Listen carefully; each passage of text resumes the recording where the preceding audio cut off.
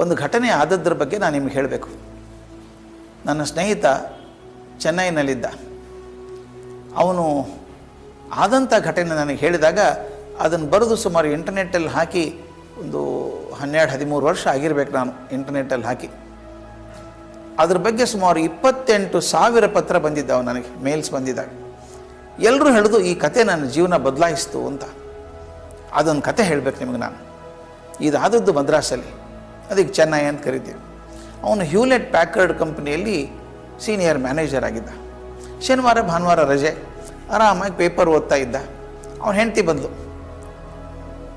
ನೋಡ್ರಿ ನಿಮ್ಮ ಮುದ್ದಿನ ಮಗಳು ಏನು ಮಾಡ್ತಾಳೆ ಅಂದರು. ಇದು ಎಲ್ಲರ ಮನೇಲಿ ಆಗುವಂಥದ್ದೇ. ಮಗ ಅಥವಾ ಮಗಳು ಏನಾದರೂ ಒಳ್ಳೇದು ಮಾಡಿದರೆ ಅಪ್ಪ ಅಮ್ಮ ಇಬ್ಬರು ಅಭಿಮಾನಿ ಅಂತ ಹೇಳ್ತಾರೆ, ನನ್ನ ಮಗ ನನ್ನ ಮಗಳು ಅಂತ ಹೇಳ್ತಾರೆ. ಅವನೇನೋ ಕೆಟ್ಟ ಕೆಲಸ ಮಾಡಿದ್ರೆ ನೋಡಿ ನಿಮ್ಮ ಮಗ ನಿಮ್ಮ ಮಗಳು ಅಂತಾರೆ. ಯಾವಾಗ ಹೆಂಡತಿ ಬಂದು ನಿಮ್ಮ ಮಗಳು ಅಂದಲೋ ಏನೋ ತಕರಾರು ಇದೆ ಅಂತ ಗೊತ್ತಾಯಿತು. ನೋಡ್ದ, ಆ ಹುಡುಗಿ ಅಳ್ತಾಯಿತ್ತು. ಮಗಳು ಸಣ್ಣ ಹುಡುಗಿ, 6 ವರ್ಷ ಹುಡುಗಿ ಅಳ್ತಾಯಿತ್ತು. ಯಾಕೆ ಅಳ್ತಾಳೆ ಇವಳು ಅಂತ ನೋಡಿದ. ಅವನಿಗೆ ಗೊತ್ತಾಯಿತು, ಅಮ್ಮ ಮೊಸರನ್ನ ಕಲಿಸ್ಕೊಂಬಂದಿದ್ದಾಳೆ. ಅಮ್ಮ ಮೊಸರನ್ನ ಕಲಿಸ್ಕೊಂಬಂದಿದ್ದಾಳೆ ಮಗುಗೆ ತಿನ್ನಬೇಕು ಅಂತ. ಆದರೆ ಮಗುಗೆ ಮೊಸರನ್ನ ಕಂಡ್ರೆ ಆಗೋಲ್ಲ. ಅಮ್ಮ ಮೊಸರನ್ನ ತಿನ್ನು ಅಂತ ಆಕೆ, ಆಮೇಲೆ ಮೊಸರನ್ನ ಬೇಡ ಅಂತ ಮಗಳು. ಅದೊಂಥರ ಕುಸ್ತಿ ನಡೆದಿತ್ತು. ಆಮೇಲೆ ಅಮ್ಮ ಹೇಳಿದರು, ಮೊಸರನ್ನ ತಿಂದೆ ಹೋದರೆ ನಿನಗೆ ಹಾಗೆ ಮಾಡ್ತೀನಿ ಅಂತ. ಅಳ್ತಾಯಿತ್ತು ಮಗು. ಅಪ್ಪ ಪೇಪರ್ ಇಟ್ಟ, ಮಗುನ ಪಕ್ಕ ಕೂತ್ಕೊಂಡ್ಬಿಟ್ಟು, ಅಮ್ಮ 2 ಚಮಚ ತಿಂದ್ಬಿಡು, ತಿಂದೆ ಹೋದ್ರಿ ಮಮ್ಮ ನಾನು ಬೈತಾಳೆ ಅಂತ. ಮಕ್ಕಳು ಭಾಳ ಬುದ್ಧಿವಂತರೀಗ. ಮಗು ಹೇಳ್ತಾ, ಅಪ್ಪ 2 ಚಮಚ ಅಲ್ಲ, ಪೂರ್ತಿ ಬಟ್ಲನ್ನ ತಿಂದ್ಬಿಡ್ತೀನಿ, ಅದನ್ನು ಕೇಳಿದ್ದು ಕೊಡಿಸ್ತೀಯಾ ಅಂತ ಕೇಳ್ತು. ಅಪ್ಪ ಭಾರಿ ಖುಷಿಯೊಳಗಿದ್ದ. ಕೊಡಿಸ್ತೀನಿ ಮಗಳೇ, ಏನು ಬೇಕಾದ ಕೇಳಿ ಕೊಡಿಸ್ತೀನಿ ಅಂದ. ಆಕೆ ಗೊತ್ತು ಅಪ್ಪ ಬರೀ ಮಾತಾಡ್ತಾರೆ, ಕೀಲಿಕೆ ಅಮ್ಮನ ಕಡೆ ಇದೆ ಅಂತ ಗೊತ್ತು. ಅಮ್ಮ ನೀನು ಪ್ರಾಮಿಸ್ ಮಾಡಬೇಕು, ಮೊದಲು ತಿನ್ನು ಆಮೇಲೆ ಕೊಡಿಸ್ತೀನಿ ಅಂತ ಅಮ್ಮ ಅಂದರು. ಮಗು ಕಣ್ಣು ಒರೆಸ್ಕೊಂಡು ಇಡೀ ಬಟ್ಲನ್ನ ತಿಂತು. ಅಪ್ಪನಿಗೆ ಸಂಕಟಾಯಿತು. ಆಕೆ ಗೊತ್ತು ಪಾಪ ಮಗುಗೆ ಇಷ್ಟ ಇಲ್ಲ, ಮೊಸರನ್ನ ಇಷ್ಟ ಇಲ್ಲ, ಅದಕ್ಕೆ ಏನೋ ಬೇಕಾಗಿದೆ, ಅದರ ಆಸೆಗೋಸ್ಕರ ಮಗು ತಿಂದಿದೆ ಅಂತ ಗೊತ್ತಾಯಿತು. ಆತ ಹೋಗಿ ಸೋಫಾದ ಮೇಲೆ ಕೂತ್ಕೊಂಡ. ಮಗು ತಿಂದು ನೀರು ಕುಡಿದು ಕೈ ತೊಳ್ಕೊಂಡು ಬಂತು. ನಿಮ್ಮ ಕಣ್ಣು ಮುಂದೆ ಚಿತ್ರ ಬರ್ತದೆ. ಆ ಹುಡುಗಿ ಓಡಿ ಬಂದು ಅಪ್ಪನ ತೊಡೆ ಮೇಲೆ ಹಾರಿ ಕೂತ್ಕೊಳ್ತು. ಏನಾದರೂ ಬೇಕಾದ ಮಕ್ಕಳು ಭಾಳ ಚೆನ್ನಾಗಿರ್ತಾರೆ. ತನ್ನ ಪುಟ್ಟ ಕೈಗಳನ್ನು ಅಪ್ಪನ ಕುತ್ತಿಗೆ ಸುತ್ತ ಹಾಕಿ, ಅಪ್ಪ ನಾ ಕೇಳಿದ್ದು ಕೊಡಿಸ್ತೀಯಾ ಅಂದ್ಲು. ಎದೆ ಝಲ್ ಅಂದ್ಬಿಡ್ತೀವಿ ಅವನಿಗೆ. ಈ ದೊಡ್ಡ ಕೇಳಿದ್ರೆ ಏನು ಮಾಡೋದು? ಅಮ್ಮ ನಿಮ್ಮಪ್ಪ ಶ್ರೀಮಂತ ಅಲ್ಲ, ಸಣ್ಣದೇನಾದರೂ ಕೇಳು ಕೊಡಿಸ್ಬಿಡ್ತೀನಿ ಅಂದ. ಅಪ್ಪ ಇದು ಭಾಳ ಸಣ್ಣದಿದೆ, ಕಾಸ್ಟ್ಲಿ ಇಲ್ಲ ಅಂದ್ಲು. ಹಂಗಾರೆ ಕೇಳು ಮಗಳೇ ಅಂದ. ಆ ಹುಡುಗಿ ಸ್ವಲ್ಪ ತುಂಬ ಎಚ್ಚರ ಆಯಿತು. ಎಲ್ಲರೂ ಸುತ್ತ ನನ್ನೇ ನೋಡ್ತಾ ಇದ್ದಾರೆ ಅಂತ. ಅಮ್ಮ, ಅಪ್ಪ, ಅಜ್ಜಿ 3 ಜನ ಇದ್ದರು. ಏನು ಕೇಳ್ತಾಳೆ ಇವಳು ಅಂತ ಹಿಂಗೆ ನೋಡ್ತಾ ಇದ್ರು. ಆ ಹುಡುಗಿ ಹೇಳಿದ್ಲು, ಅಪ್ಪ ನಾಳೆ ಭಾನುವಾರ ಅಲ್ವಾ? ಹೌದಮ್ಮ ನಾಳೆ ಭಾನುವಾರ, ಕೇಳು ಚಿಂತೆ ಮಾಡಬೇಡ. ಆಗ ಹುಡುಗಿ ಹೇಳ್ತದೆ, ಅಪ್ಪ ನಾಳೆ ನನ್ನ ಸಲೂನಿಗೆ ಕರ್ಕೊಂಡು ಹೋಗಿ ನನ್ನ ತಲೆ ಬೋಳಿಸ್ಕೊಂಬ. ಅಮ್ಮ ಅಜ್ಜಿ ನೆಲ ಬಿಟ್ಟು 3 ಅಡಿ ಮೇಲೆ ಹರಿದ್ರು. ಛೇ ಹುಡುಗಿ ತಲೆ ಬೋಳಿಸ್ಕೊಳ್ಳೋದು ಅಂದ್ರೆ ಏನು ಅಸಹ್ಯ, ಹೆಚ್ಚೆಚ್ಚು ಆಗಲ್ಲ ಅಂದರು. ಅಪ್ಪ ಕೇಳಿದೆ, ಯಾಕೆ ತಲೆ ಬೋಳಿಸ್ಕೊತೀಯ ನೀನು ಅಂದ. ನನಗೆ ಗೊತ್ತಿಲ್ಲ, ನಾನು ಬೇಕು ತಲೆ ಬೋಳಿಸ್ಕೊತೀನಿ. ಅಪ್ಪ ಅಂದ, ಚೆನ್ನಾಗಿ ಕಾಣಿಸಲ್ಲ ಮಗು, ಗುಂಡು ಮುಖ, ದೊಡ್ಡ ಕಣ್ಣು, ಉದ್ದು ಕೂದಲು ಚೆಂದ ಅಲ್ವಾ, ಹುಡುಗಿ ತಲೆ ಬೋಳಿಸ್ಕೊಂಡ್ರೆ ಚೆನ್ನಾಗಿರುತ್ತೆ ಅಂತ. ಇರುತ್ತೋ ಇಲ್ಲೋ ಗೊತ್ತಿಲ್ಲ, ನಾನು ಬೋಳಿಸ್ಕೋಬೇಕು. ಅಪ್ಪ ಆಗಲ್ಲ ಅಂದ. ಅಳೋಕ್ಕೆ ಶುರು ಮಾಡ್ತು ಹುಡುಗಿ. ಹತ್ಕೊಂಡು ಹೇಳಿದ್ದು, ಅಪ್ಪ ನನಗೆ ಹೇಳಿದ್ದೆ, ನೀನು ಹೋದ್ವಾರ ಕತೆ ಹೇಳಿದ್ದಿ, ಹರಿಶ್ಚಂದ್ರನ ಕತೆ ಹೇಳಿದ್ದಿ. ಏನು ಹೇಳಿದಿ? ಒಂದು ಸಲ ಮಾತು ಕೊಟ್ಟರೆ ಹಾಗೆ ನಡ್ಕೋಬೇಕು ಅಂತ ಹೇಳಿಲ್ವಾ?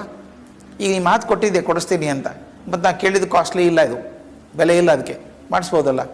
ಅಪ್ಪ ಅಪೋಸಿಷನ್ ಪಾರ್ಟಿ ನೋಡಿದ, ಹೆಂಡತಿ ಅತ್ತೆ ಕೊನೆ ಆಯ್ತಪ್ಪ ನಾಳೆ ಮಾಡ್ತೀನಿ ಅಂತ. ಮನೇಲಿ ಜಗಳ ಆಗಿರಬೇಕು. ಮರುದಿವಸ ಬೆಳಗ್ಗೆ ಆ ಮಗುನ ಕರ್ಕೊಂಡು ಹೋಗಿ ತಲೆ ಬೋಳಿಸ್ಕೊಂಡು ಬಂದರು. ಚಿತ್ರ ಕಾಣ್ತಾ ಇತ್ತು ಮಗು. ಮುಂದಿನ ಮರುದಿನ ಸೋಮವಾರ ಮಗು ಶಾಲೆಗೆ ಹೋಗಿ ರೆಡಿ ಆಯಿತು. ಒಳ್ಳೆ ಯೂನಿಫಾರ್ಮು, ಹೆಗಲಿಗೆ ಒಂದು ಚೀಲ, ಪುಸ್ತಕದ ಚೀಲ, ವಾಟರ್ ಬಾಟ್ಲು, ಟಿಫಿನ್ ಕ್ಯಾರಿಯರು, ಬೋಳ್ತಲೆ. ಅಪ್ಪ ಕಾರಲ್ಲಿ ಕರ್ಕೊಂಡು ಹೋಗಿ ಮಗುನ ಶಾಲೆ ಹತ್ತಿರ ಬಿಟ್ಟ. ಆಕೆ ನಡ್ಕೊಂಡೋಗಿ ಗೇಟ್ ಹತ್ತಿರ ನಿಂತ್ಕೊಳ್ತು. ಒಳಗೆ ಹೋಗು ಆಕೆ ನೋಡೋಕ್ಕಾಗ್ತಾ ಇಲ್ಲ ಅವನಿಗೆ. ಒಳಗೆ ಹೋಗು ಅಂದ. ಇಲ್ಲಪ್ಪ ನನ್ನ ಫ್ರೆಂಡ್ ಬರ್ತಾನೆ, ಕಾಯ್ತೀನಿ ಅಂದು. ಅದು ಯಾವ ಫ್ರೆಂಡಪ್ಪ ಅವನು, ನೋಡೇ ಬಿಡ್ತೀನಿ. ತಾನೂ ಕೂತ್ಕೊಂಡ ಕಾರಲ್ಲಿ. 1 ನಿಮಿಷಕ್ಕೆ ಇನ್ನೊಂದು ಕಾರ್ ಬಂತು ಇದ್ರ ಹಿಂದೆ. ಅದರಿಂದ ಹುಡುಗ ಹೇಳಿದ, ಪುಟ್ಟ ಹುಡುಗ, ಇದೇ ವಯಸ್ಸಿನ ಹುಡುಗ, ಅದೇ ಥರದ ಯೂನಿಫಾರ್ಮು, ಅದೇ ಥರದ ಚೀಲ, ಅದೇ ಥರದ ವಾಟರ್ ಬಾಟ್ಲು, ಟಿಫಿನ್ ಕ್ಯಾರಿಯರು, ಅವನದು ಬೋಳ್ತಲೆ. ಆ ಹುಡುಗ ನಡ್ಕೊಂಡು ಹೋಗಿ ಹುಡುಗಿ ಹತ್ರ ಮಾತಾಡ್ತಾ ಇದ್ದ. ಇವನಂದ, ಶಾಲೆ ಯೂನಿಫಾರ್ಮ ಚೇಂಜ್ ಆಯಿತೋ ಏನೋ, ಯಾಕೆ ಇದು ಇಬ್ಬರು ತಲೆ ಬೋಳಿಸ್ಕೊಂಡಿದ್ದಾರೆ ಇವರು ನೋಡ್ತಾ ಇದ್ದ. ಆಗ ಹಿಂದಿನ ಕಾರಲ್ಲಿ ಒಬ್ಬರು ಮಹಿಳೆ ಕಾರ್ ಓಡಿಸ್ಕೊಂಡು ಬಂದ್ರಲ್ಲ, ಆಕೆ ಹೊರಗೆ ಬಂದರು. ಆಕೆ ಕಣ್ಣಲ್ಲಿ ನೀರಿತ್ತು. ಆಕೆ ನಿಧಾನಕ್ಕೆ ಇವನ ಕಡೆ ಬಂದರು, ಹುಡುಗಿ ಅಪ್ಪನ ಕಡೆ ಕೈ ಮುಗಿದು, ಸರ್ ಆ ಹುಡುಗಿ ನಿಮ್ಮ ಮಗಳ ಅಂತ ಕೇಳಿದ್ರು. ಹೌದು ನನ್ನ ಮಗಳಕ್ಕೆ ಅಂತ. ತಕ್ಷಣ ಆಕೆ ಹೆಣ್ಮಗಳು ಹೇಳಿದರು, ಸರ್ ಮಗಳಲ್ಲ ಸರ್, ಅದು ಎಷ್ಟು ಜನ್ಮ ನೀವು ದೇವರನ್ನು ಪ್ರಾರ್ಥನೆ ಮಾಡಿದ್ರೋ ಗೊತ್ತಿಲ್ಲ, ಭಗವಂತ ನಿಮಗೊಬ್ಬ ದೇವತೆಯನ್ನು ಕರುಣಿಸಿದ್ದಾನೆ, ಆ ಮಗು ಅಲ್ಲ ಸರ್ ದೇವತೆ ಯಾಕೆ ಅಂತ. ಇವನು ಆಕೆನ ಮಾತೇ ಕೇಳಿಸ್ಕೊತಾ ಇಲ್ಲ. ಅಲ್ಲ ರೀ ಆ ಹುಡುಗ ನಿಮ್ಮ ಮಗನ ಅಂತ ಕೇಳ್ದ. ಹೌದು ಒಂದ್ಲಕ್ಕೆ. ಏನು ವಿಚಿತ್ರ ನೋಡ್ರಿ ಅಂದವನು. ಶನಿವಾರ ದಿವಸ ನನ್ನ ಮಗಳು ಹಠ ಹಿಡಿದ್ಲು ಅಂತ ಹೇಳಿ ನಿನ್ನೆ ಭಾನುವಾರ ಹೋಗಿ ಆಕೆ ತಲೆ ಬೋಳಿಸ್ಕೊಂಡ್ಬಂದೆ, ಈಗ ನೋಡಿದ್ರೆ ನಿಮ್ಮ ಹುಡುಗನೂ ಹಾಗೆ ಮಾಡಿದ್ದಾನೆ, ಏನು ವಿಶೇಷ ಅಂತ ಕೇಳಿದ. ಮೊದಲೇ ಆ ತಾಯಿ ಅಳ್ತಾ ಇದ್ರಲ್ಲ, ಈತ ಹಿಂಗೆ ಕೇಳಿದ ತಕ್ಷಣ ನೆಲದ ಮೇಲೆ ಕುಸಿದು ಕುಳಿತು ಬಿಕ್ಕಿ ಬಿಕ್ಕಿ ಅಳೋಕೆ ಶುರು ಮಾಡಿದ್ರು. ಇವನಿಗೆ ಗಾಬರಿ ಆಯಿತು. ಸಾರಿ ನಾನೇ ತಪ್ಪು ಹೇಳಿದ್ದೆ, ಏನಾದರೂ ಮನಸ್ಸಿಗೆ ನೋವಾಯ್ತಾ ಅಂತ.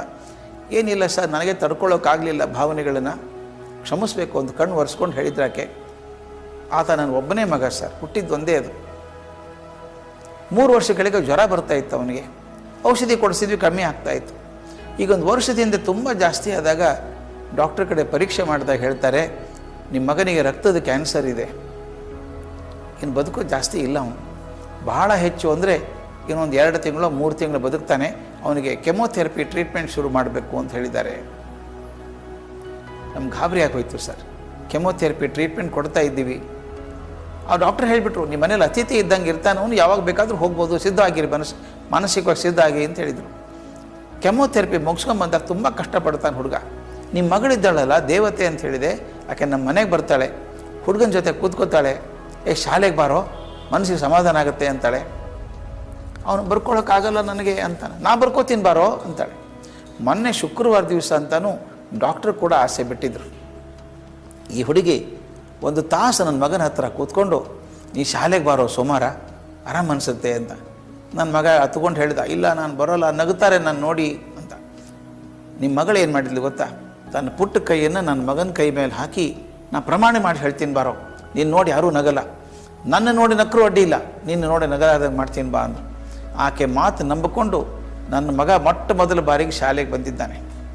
ನಾನು ಕಾರಲ್ಲಿ ಬರಬೇಕಾದ್ರೆ ಗೇಟ್ ಹತ್ರ ನಿಮ್ಮ ಮಗಳನ್ನು ನೋಡಿದೆ. ಆಕೆ ಬೋಳು ತಲೆ ನೋಡಿದ ತಕ್ಷಣ ನನಗೆ ಅರ್ಥ ಆಯಿತು, ಇದು ನನ್ನ ಮಗನಿಗೋಸ್ಕರ ನಿಮ್ಮ ಮಗಳು ಮಾಡಿದಂಥ ತ್ಯಾಗ ಅಂತ ಗೊತ್ತಾಯಿತು. ಅಪ್ಪನಿಗೆ ಗಾಬರಿಯಾಗಿ ಹೋಯ್ತು.